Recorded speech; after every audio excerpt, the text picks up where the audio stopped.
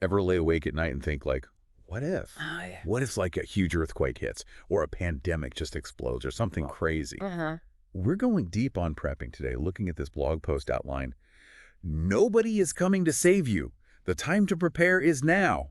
Okay. Even if you don't think of yourself as a prepper, this outline has some good stuff anyone can use. Right. Doesn't matter if you think zombies are coming or you're worried about the power going out. Sure. This thing kicks off by saying straight up, nobody is coming to save you. Yeah. Like no one's riding in to save the day. Yeah. You got to handle it. Uh-huh. What do you think about that? It's a serious reality check, but it is true. Yeah. The world's got more and more threats these days, you Oh. know, pandemics and crazy weather, economic problems, political stuff. Right. Counting on someone else to help you when things go bad is risky. Yeah. It's easy to think, that'll never happen to me. Uh-huh. But history says otherwise, right? Definitely. Yeah. The outline uses some great examples to prove this point, like the pandemic that just happened. Oh, yeah. Remember when everyone was freaking out about toilet paper and hand sanitizer? I do. And the economic crash back in 2008? Right. Those were big wake-up calls. Yeah. When things fall apart, the people who weren't ready had the roughest time. So let's say we agree we got to be more self-reliant now. Okay. Where do we even start? Right. Prepping can seem overwhelming. Totally. Like, where do you even begin? Well, that's where this outline gets super helpful. Okay. It breaks down being prepared into 3 main parts. Okay. First, you got to stockpile stuff, making a reserve of all the important things. Okay. We're not talking about hoarding a mountain of beans and water bottles, though. Right. It's about putting together a supply of things that'll keep you and your family going for a while if something happens. So what kind of stuff are we talking about specifically? Like, think about food that's got lots of calories and won't spoil, like canned fish, dried beans, nuts, Yeah. things with lots of nutrients that'll last a long time. Okay. Water filtration systems are super important too. Right. You can't count on the tap water being safe if there's an emergency. Makes sense. And a first aid kit is a must-have. Of course. Like antibiotics, painkillers, stuff to take care of wounds, the whole 9 yards. So that all makes sense. But having a stockpile is only one part of it, right? Uh-huh. What about the skills you need to actually survive in an emergency? Yeah. What's the outline say about that? It talks about a bunch of skills people don't think about much. Okay. Basic first aid and CPR, for example. Right.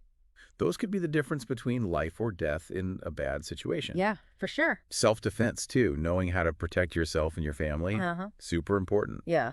And then there are things we take for granted in our modern world. What, like? Like knowing how to start a fire, Yeah. do basic repairs, even find clean water. When I first started looking into prepping, I thought it was all about stocking up on food. But then I took this wilderness survival course, and it totally changed my mind. Really? Learning to build a fire in the pouring rain or what plants you can eat gave me so much confidence. That's awesome. Yeah, it did. Hands-on experience is really valuable. Totally. It takes all that book knowledge and turns it into something you can actually use when things get tough. The outline also says it's important to have a plan for your family. Oh, yeah.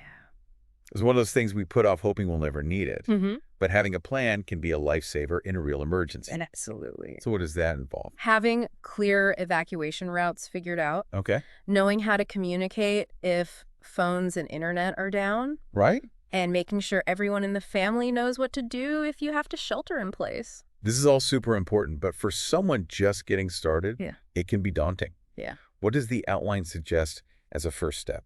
It says, start small, focus on building a 72-hour kit. A 72-hour kit. Yeah, it's a collection of all the essential stuff you need to get through the first 3 days of an emergency. Okay. Having that ready to go can be huge in those first few crucial hours. So the 72-hour kit is the starting point. Right. Then what?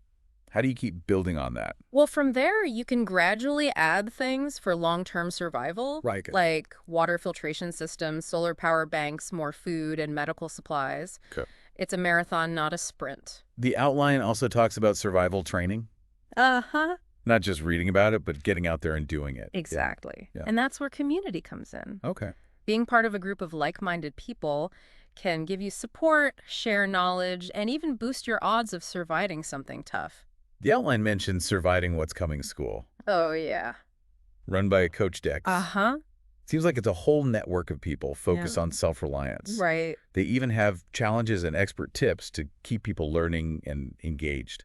That's cool. If you're interested in learning more, that kind of community might be worth checking out. Definitely. So we talk about the tough stuff we might face, why Hmm. self-reliance is so important, and some practical steps, like starting with a 72-hour kit building skills Yeah. and the power of community. Yeah. So after all this, what's one thing you're going to do differently to be more prepared? Remember, prepping isn't about being scared. Right? It's about taking control, giving yourself the power to handle whatever life throws at you. Uh-huh. It's knowing you've got what you need and the skills to use it. Yeah, And that brings peace of mind and confidence. for sure. You know you're ready. Thanks for listening. Absolutely.